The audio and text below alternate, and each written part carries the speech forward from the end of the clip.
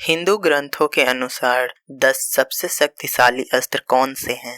10वें नंबर पर आता है ब्रह्मास्त्र, जो लोगों के बीच सबसे ज्यादा प्रचलित है। अगर हम आज के न्यूक्लियर वेपन की बात करें तो ब्रह्मास्त्र न्यूक्लियर वेपन से भी ज्यादा खतरनाक होते थे। जब ब्रह्मास्त्र का प्रयोग किया जाता है तब आग के गोले बरसने लगते हैं, समुद्र में बड़ी बड़ी लहरें उठने लगती हैं, बादल गरजने लगते हैं और पहाड़ों की चोटियां पिघलने लगती हैं। 9वें नंबर पर आता है तीन बाण, जो कि महाभारत में बड़बड़ी का अस्त्र था। ये उसे देवी सिद्धिदात्री ने वरदान के रूप में दिया था। ये कहा जाता है कि अगर बड़बड़िक महाभारत के युद्ध में हिस्सा लेते और इन तीनों बाणों का उपयोग करते तो महाभारत का युद्ध 30 सेकंड में ही खत्म हो जाता। तीन बाण में 3 प्रकार के बाण होते हैं। पहला बाण लक्ष्य का चयन करने के लिए होता है, दूसरा बाण जिसकी रक्षा करनी है उसका चयन करने के लिए होता है और सबसे अंतिम बाण सारे चयन किए गए लक्ष्य को भेदने के लिए किया जाता है। 8वें नंबर पर आता है वज्र युद्ध, जिसे हम सब वज्र के नाम से जानते हैं। भगवान इंद्र जो स्वर्ग के राजा हैं, उनका ये प्रमुख अस्त्र है। वज्र का निर्माण एक साधु के रीढ़ के हड्डी से हुआ था, जो नारायण कवच के कारण सारे अस्त्रों से ज्यादा शक्तिशाली था। इसे भगवान विश्वकर्मा द्वारा बनाया गया था। वज्र की सहायता से भगवान इंद्र ने कई असुरों का सर्वनाश किया था।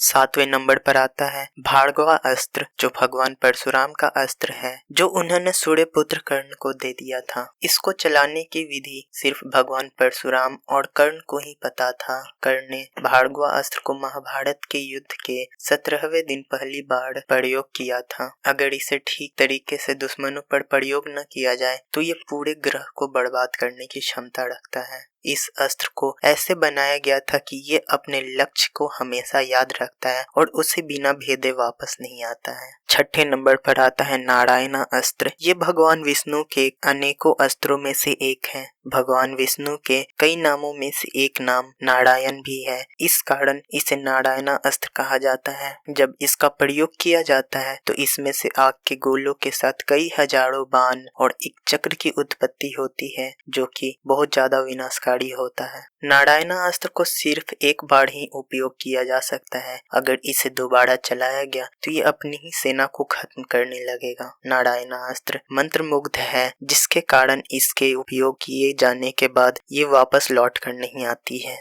5वें नंबर पर आता है ब्रह्मशिरा अस्त्र, जो कि ब्रह्मास्त्र से 4 गुना ज्यादा शक्तिशाली है। इसके प्रयोग से कई देवताओं को भी खत्म किया जा सकता है। जब इसका उपयोग किया जाता है तो ये इतनी तबाही करता है जिसके कारण वो जगह सदियों तक बंजर बनी रहती है। किसी भी वस्तु में ब्रह्मशिरा अस्त्र को जागृत किया जा सकता है। इसका उपयोग रामायण में इंद्रजीत द्वारा 67 अरब वानरों को खत्म करने के लिए किया गया था। महाभारत में इसका उपयोग अश्वत्थामा ने पांडवों के पूरे वंश और उनके सेनाओं को खत्म करने के लिए किया था। 4थे नंबर पर आता है ब्रह्मांड अस्त्र, जो ब्रह्मा जी के चारों मुखों को दर्शाता है। जब इनका उपयोग किया जाता है तो ये अस्त्र अपने सामने आने वाली हर अस्त्र को काट देती है। ब्रह्मांड अस्त्र को सप्त ऋषियों द्वारा बनाई गई थी ताकि वो उन सारे अस्त्रों को रोक सके जो उस समय तक बनाई गई थी। इसका उपयोग ब्रह्म ऋषि वशिष्ठ द्वारा महर्षि विश्वामित्र के सारे चमत्कारी अस्त्रों को काटने के लिए किया गया था।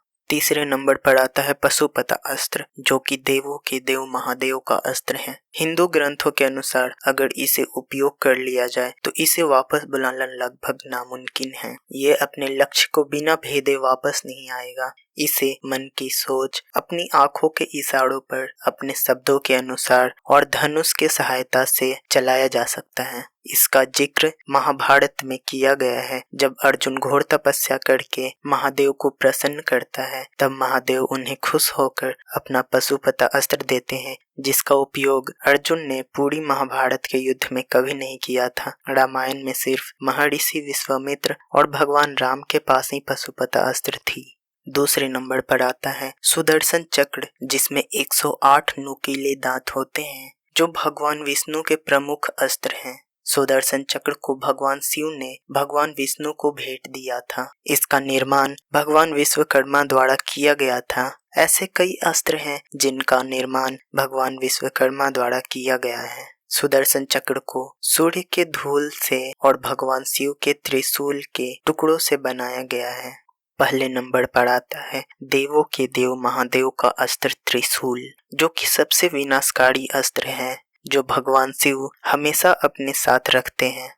इसमें इतनी ज्यादा शक्ति है जिसके कारण महादेव के अलावा कोई और इसे धारण नहीं कर सकता है। त्रिशूल के मदद से किसी भी अलौकिक शक्ति को नष्ट किया जा सकता था। इसी के वार से गणेश जी का सिर धड़ से अलग हो गया था। त्रिशूल के तीनों सिरों को ईदा, पिंगला और सुषुम्ना कहा जाता है। सुषुम्ना मानव शरीर का 7वां चक्र होता है जो कि ऊर्जा का केंद्र होता है। ईदा और पिंगला का अर्थ शिव और शक्ति होता है।